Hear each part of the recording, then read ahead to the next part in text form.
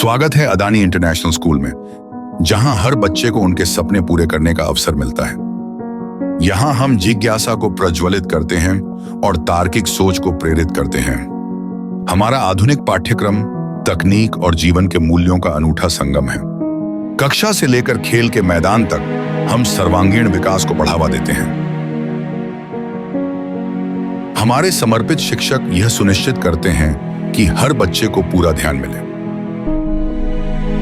Adani international school की परिवहन सुविधा बच्चों की सुरक्षा और माता-पिता की शांति का प्रतीक है। आइए हमारे साथ उज्जवल कल की नींव रखें। अदानी इंटरनेशनल स्कूल, जहां सीखना जीवन बन जाता है।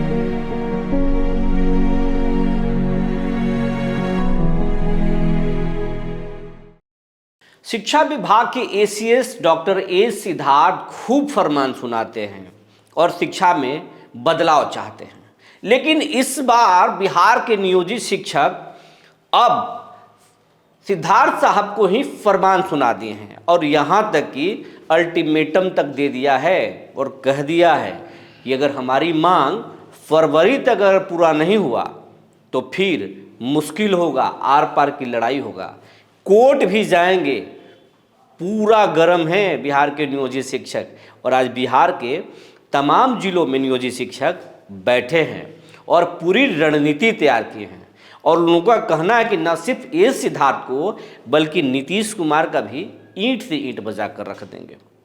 जी नमस्कार, मैं हूं विपुल कुमार और आप देख रहे हैं सूर्य बिहार डिजिटल न्यूज़। हम बिहार के तमाम शिक्षक साथियों से विनम्र अपील करना चाहते हैं कि आपका हमें खूब प्यार मिल रहा है और आपके प्यार की बदौलत ही हम शून्य से यहाँ तक पहुँचे हैं। इसमें सबसे ज़्यादा योगदान आप लोग का है और ये चैनल आपका है।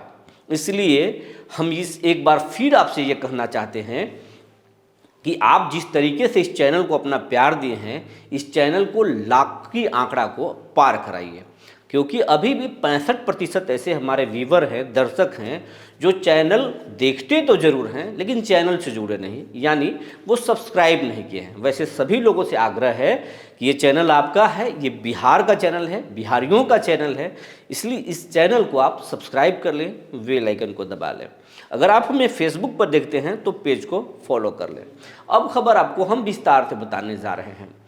एसीएस डॉक्टर ए सिद्धार्थ शिक्षा में बदलाव चाहते हैं और शिक्षा में बदलाव के लिए नित्य नए एक से बढ़कर एक प्रयोग करते हैं। प्रयोग ऐसे ऐसे कर रहे हैं कि कुछ चीज़ों तो ठीक हो रही है लेकिन बहुत सारी चीज़ें गड़बड़ हो जा रही है। ऐसे गड़बड़ हो रहे हैं मानो शिक्षा विभाग को अब एक अलग किनारे लगाया जा रहा है। बच्चों में सुधार की बात तो कही जा रही है लेकिन सुधार हो नहीं रहा है। अभी हाल में हमारे एक सहयोगी गया जिले में ग्राउंड रिपोर्ट किए, वहाँ पर एस सिद्धार्थ साहब का नाम तो सिद्धार्थ है ही जो शिक्षा विभाग को ठीक कर रहे हैं, लेकिन एक बच्चा सिद्धार्थ नाम था उसका, उसने तो पूरी सिस्टम की ही कलई खोल दी। बोला पैसे नहीं है तो स्वेटर नहीं खरीदे, पैसे नहीं है तो पैर में चप्पल नहीं है। अब बताइए, बिहार में मौसम सर्द है और एक मासूम बच्चे के पैर में चप्पल नहीं है, स्वेटर भी नहीं है। इस ठिठुरन के बीच में वो स्कूल एक मामूली शर्ट पहन कर आ रहा है। बताइए शिक्षा विभाग क्या चाहता है? क्या कोई ठंड में कपते हुए बच्चा दिमाग से कोई भी चीज़ पढ़ सकता है और उसको समझ सकता है? यही स्थिति बिहार के शिक्षकों की भी है।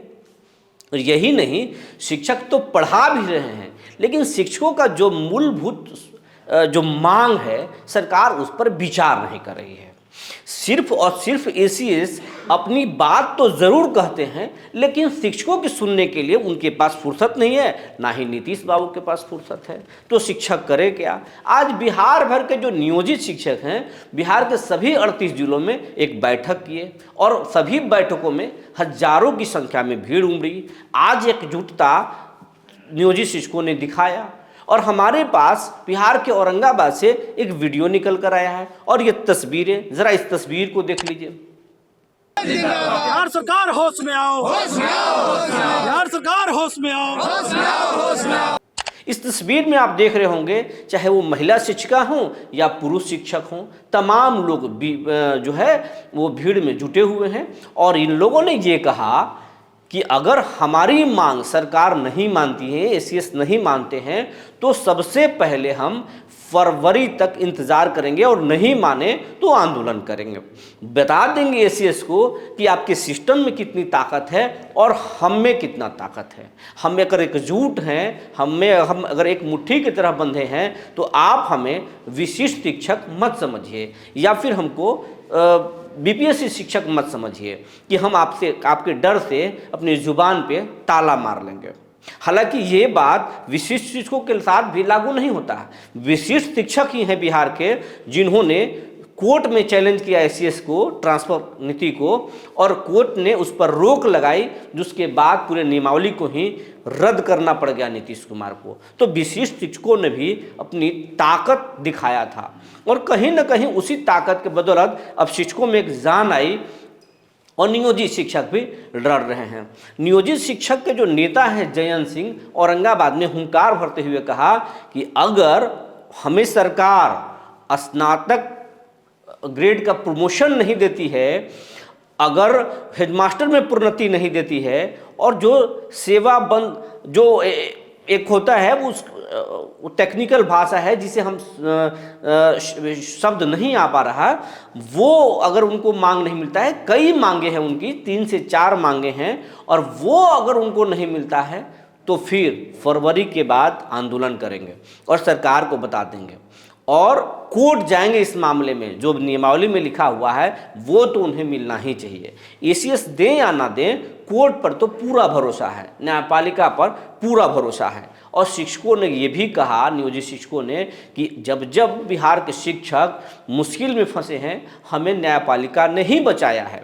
के पाठक के दौर को याद करते हुए शिक्षक नेता ने कहा कि ममता चौरसिया को जिस तरीके से नौकरी से बाहर कर दिया गया था और कोर्ट ने उनकी सेवा को बहाल किया, जिस तरीके से ब्रजवासी को रास्ते पर बाहर कर दिया गया दूध की मक्खी की तरह सिस्टम से, तो कोर्ट ने ही सब कुछ किया। हालांकि ब्रजवासी खुद को साबित कर दिए और आज उसी सदन में पहुंचे हैं जहां पर नियम जो कानून बनता है उसी को, चाहे वो पाठक हों या पाठक जैसे कोई भी आईएएस अधिकारी हो, उसी को पालन करते हैं। तो अब पूरे मूड में है बिहार के नियोजित शिक्षक। उनका कहना है कि जो ई शिक्षा कोष से जो ऑनलाइन हाजिरी बनवाई जा रही है, उसके लिए सरकारी तौर पर उन्हें कोई भी न टैब दिया गया है न सरकारी मोबाइल दिया गया है, तो फिर हम अपने मोबाइल से सरकार के नियम मानने को बाध्य क्यों होंगे। अगर सरकार हमें टैब या मोबाइल नहीं देती है तो कोई भी शिक्षक फरवरी के बाद हाजिरी नहीं लगाएगा। और फिर देखते हैं एसीएस डॉक्टर ए सिद्धार्थ क्या कर लेते हैं शिक्षकों को। तो फरवरी तक का अल्टीमेटम शिक्षकों ने दे दिया है। अब सरकार इस पर क्या करती है ये देखने वाली बात होगी। लेकिन मज़े की बात तो यह है कि चाहे वो सीएस हों या फिर नीतीश कुमार, फिलहाल शिक्षा विभाग या शिक्षकों की चिंता नहीं है, क्योंकि बिहार में कुर्सी का खेल चल रहा है और कुर्सी सबसे ज़्यादा नीतीश को भाता है। तो फिलहाल कुर्सी की दौड़ में पूरे बिहार के नेता लगे हुए हैं और नीतीश कुमार तो इसके सबसे बड़े खिलाड़ी हैं। तो नीतीश फिलहाल कुर्सी के रेस में हैं। शिक्षा विभाग के मुद्दा हो या फिर विकास के कोई भी मुद्दा, नीतीश उस पर फिलहाल ध्यान देने वाले नहीं है। नियोजित शिक्षकों को हम ये बता देना चाहते हैं कि आपका मुद्दा चाहे जो भी हो, चुनावी समय है, चुनावी साल है और चुनाव आने वाला है, तो आप अपने मुद्दे को उठाइए, ये बात सही है। लेकिन नीतीश कुमार का कुर्सी जब तक सुरक्षित नहीं होगा तब तक आपकी बात मानने वाले नहीं हैं। हाँ, चुनाव में अगर उनको समस्या हुई और लगा कि हमारी कुर्सी फंसेगी, तब आपकी बात ज़रूर मानेंगे। और सिर्फ आपकी बात नहीं मानेंगे बल्कि हर उस व्यक्ति की बात मानेंगे जो उनकी कुर्सी को सुरक्षित करेगा। हो सकता है कि बिहार के नियोजित शिक्षक इस बात को समझ रहे हों या बीपीएससी शिक्षक भी समझ रहे हों या विशिष्ट शिक्षक भी।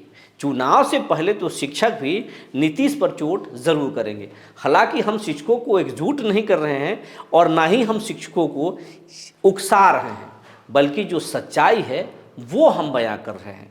नीतीश कुमार को ये सोचना चाहिए एसीएस को भी ये समझना चाहिए कि शिक्षकों की जो मूलभूत मांग है, जो उनकी जो सुविधाएं उनको मिलनी चाहिए, वो तो देना ही चाहिए।